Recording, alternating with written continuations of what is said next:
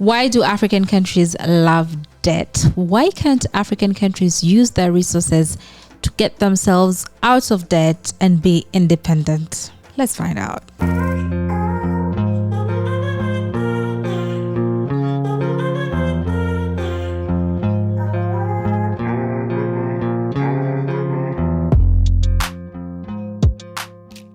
Hi, my name is Janita Maaya. Welcome to my YouTube channel. I appreciate you stopping by.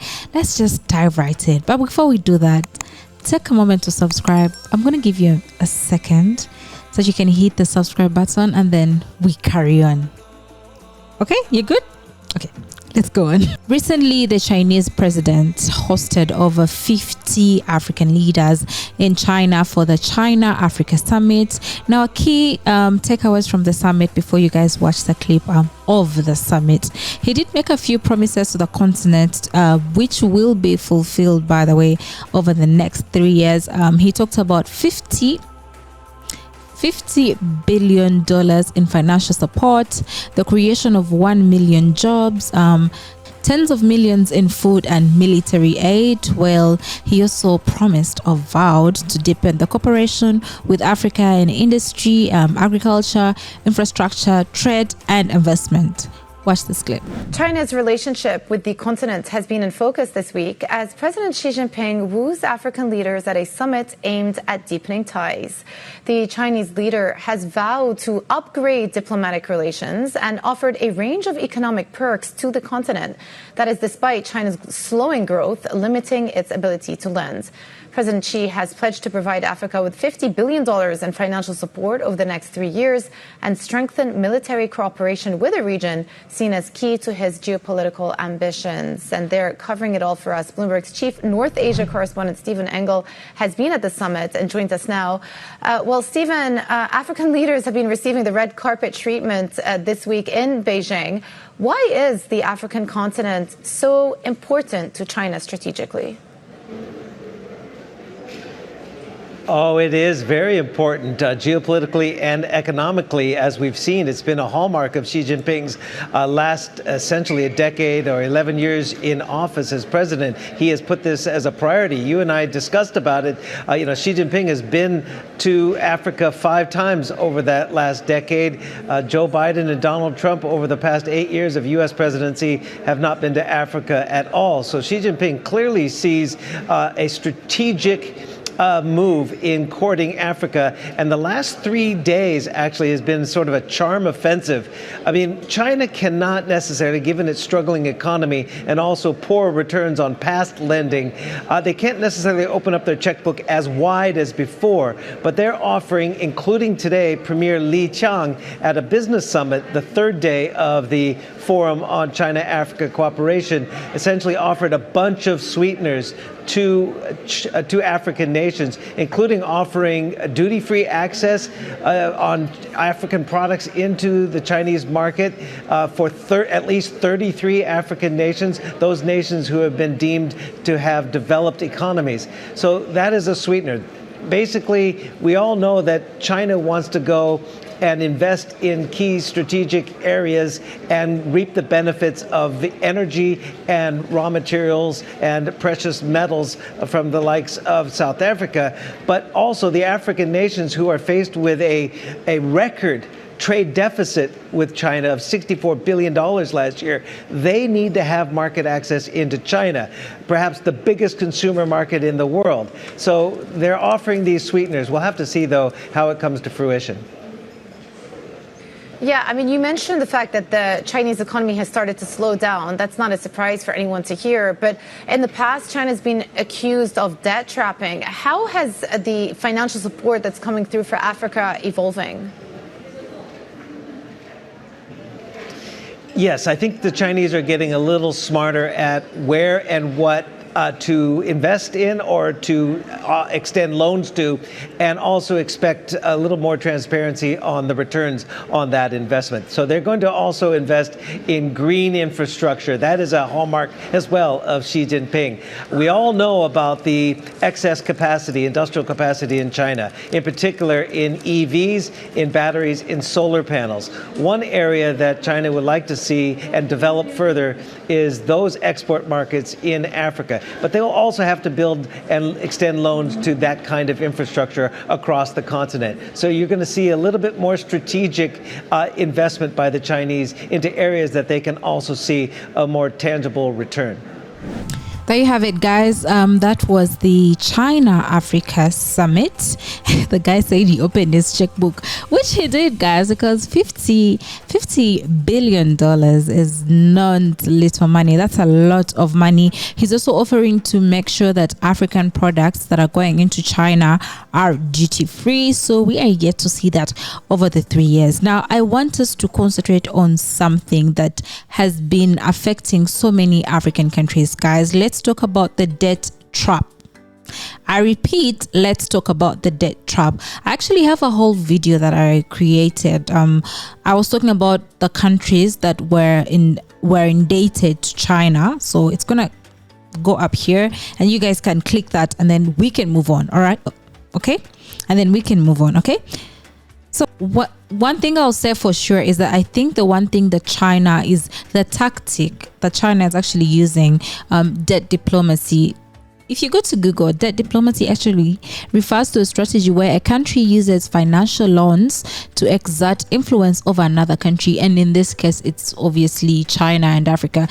When you look from the outside, you can see that China is providing loans, to African nations with the aims of gaining some sort of control. It can be economic, it can be political. It doesn't even have to be control. It can be leverage, just having something over them, And we can also see, he mentioned from this clip that China is actually, apparently right now they have a struggling economy. So some people are looking at it as, if you have a struggling economy as a country, what are you doing offering all this money to these other countries? Okay, but I want you guys to watch this clip. Is Africa paying the price?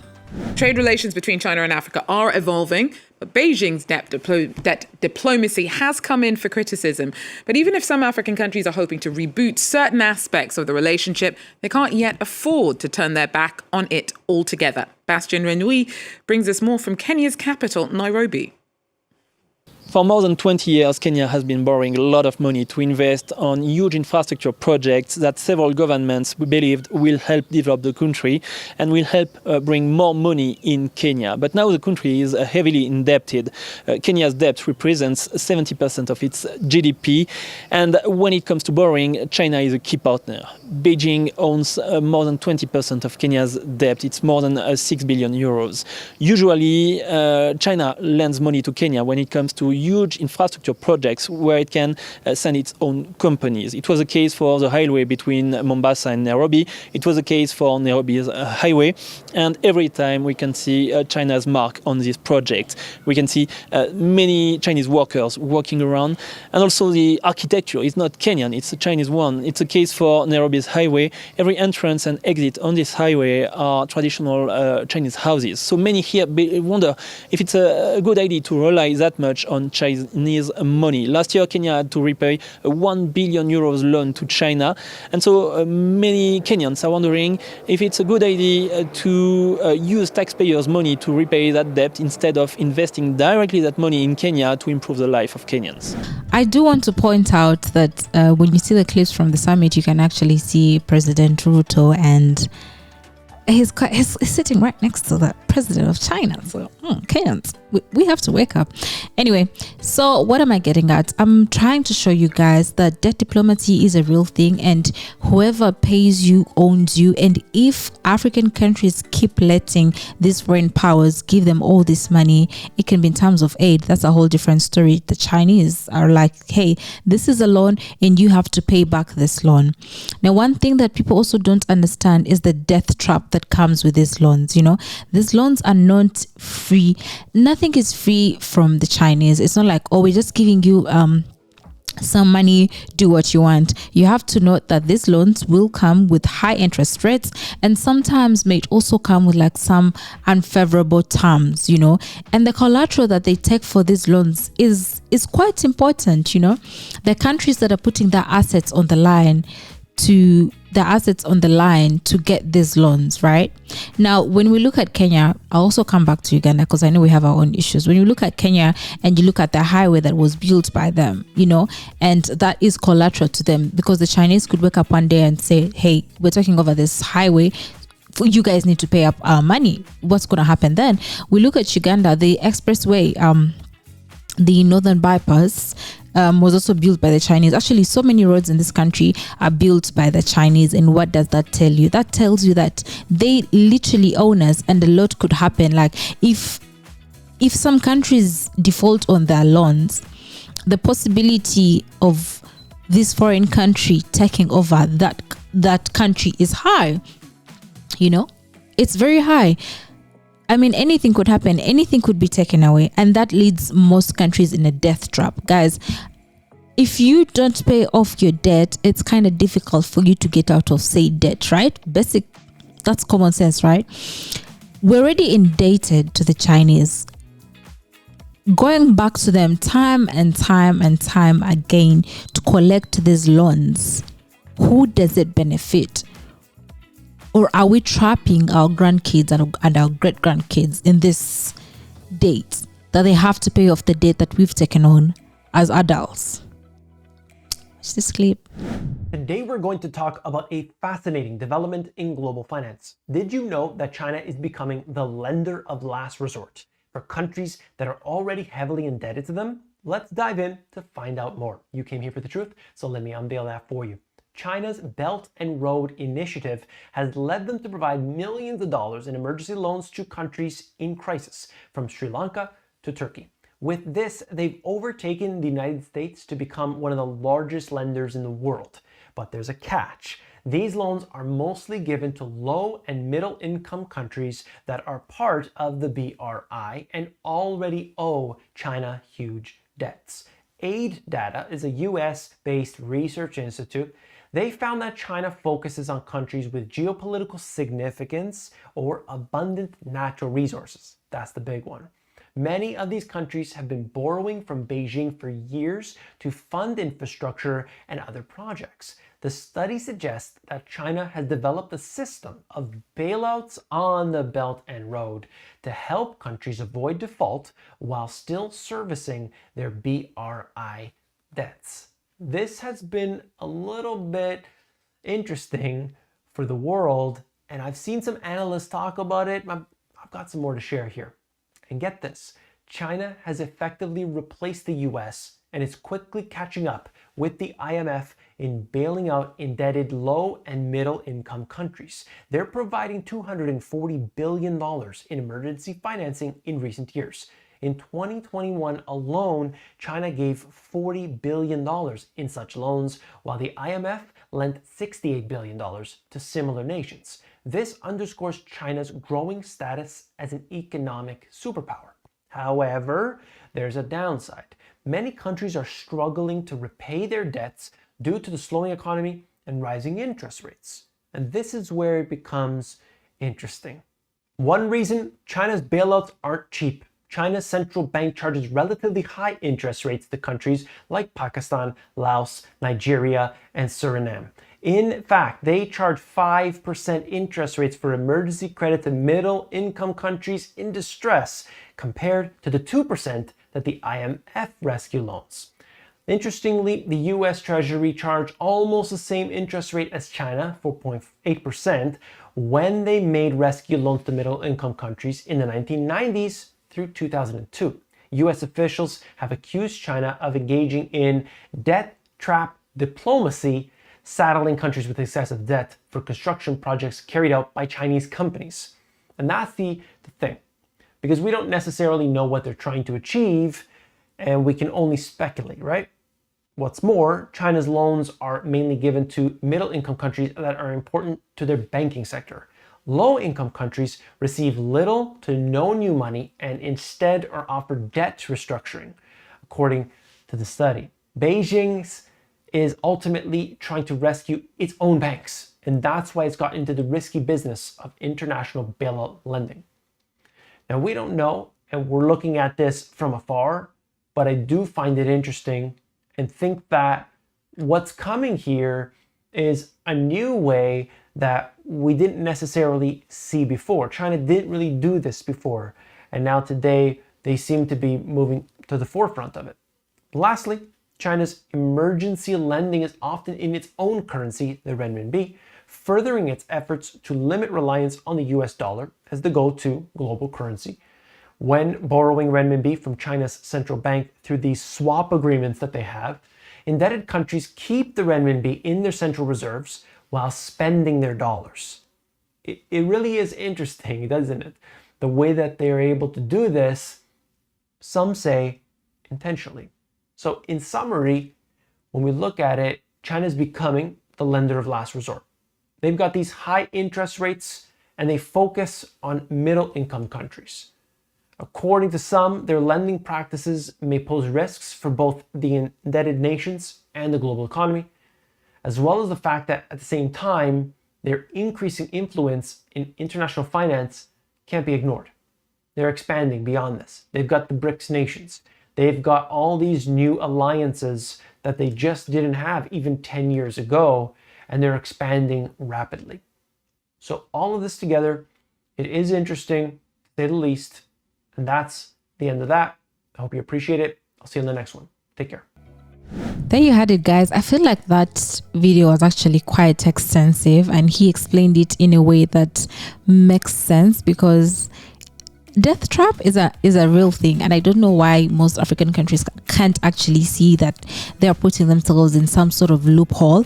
There's also like a lack of transparency, because like he mentioned, sometimes these loans are opaque, like making it difficult for the public to understand, or some African leaders. I don't want to mention the country, but I do know of a country where its African leaders are not that, I don't want to be mean, they are not that, you fill in the blanks, and then when you provide loans to them, when you provide these contracts to them, most times they're signing things they don't know, or they're giving advice on things they don't know. Do you understand? Right? It's not like black and white. They're like, there's a fine line. Most times people don't read the fine line. Most times people don't read the terms and conditions. How many times are you signing up for something and they're like, okay, these are the terms and conditions, read them and then agree? Most of you are just like, scroll up. Okay, where do I click the box so that I can get the next thing?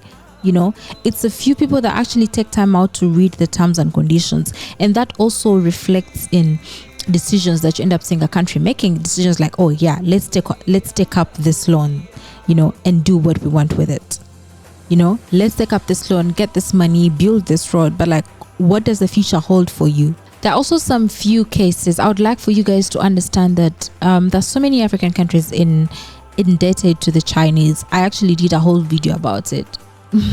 It's up there. It didn't do well. I don't know why, but it's up there. You will see countries like Zambia, Sri Lanka, Kenya, Uganda, and so many other countries. We have Ethiopia. They're all indebted to the Chinese, or they've taken on a partnership with the Chinese where they're servicing a certain loan, and some of them even default.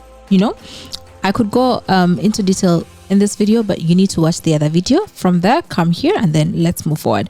But what's the solution to all this? Because I could be hating on the Chinese, and someone will say, well, Joanne, the Chinese are actually building these roads and they actually do it very well, because when you think of the government working on these roads, maybe something will take a bit long because there's like a lot of bureaucracy and there's some sort of, the accountability is lacking. The transparency is not as transparent as you'd love for it to be. But I think, again, watch the video that I created. I think if most African countries decided to diversify their countries, let's look at a country like Rwanda, which doesn't just rely on one sector to get revenue for its company. They tap into all the sectors. And a country like Botswana, it's actually apparently a very peaceful country. Countries like that have a a growing economy, and they're working towards paying off whatever loans they have, paying off whatever debt they have, and actually pouring more into their people and building their countries. Watch this clip. Rwanda, with 70% of the population engaged in the sector and around 72% of the working population employed in the country. Rwanda is also linked by road with other countries in the African Great Lakes region, via which the majority of the country's imports and exports are made. The country has an international airport at Kigali, serving one domestic and several international destinations. The airport has international flights to Lagos, Brazzaville, Dubai, Nairobi, Entebbe, Addis Ababa, Bujumbura, Johannesburg, Amsterdam, Brussels, and Doha, and it is the main airport. 13. The sector is the biggest contributor to the national export strategy. The sector has also attracted direct foreign investment with major international hotel brands, $373.4 million of foreign exchange.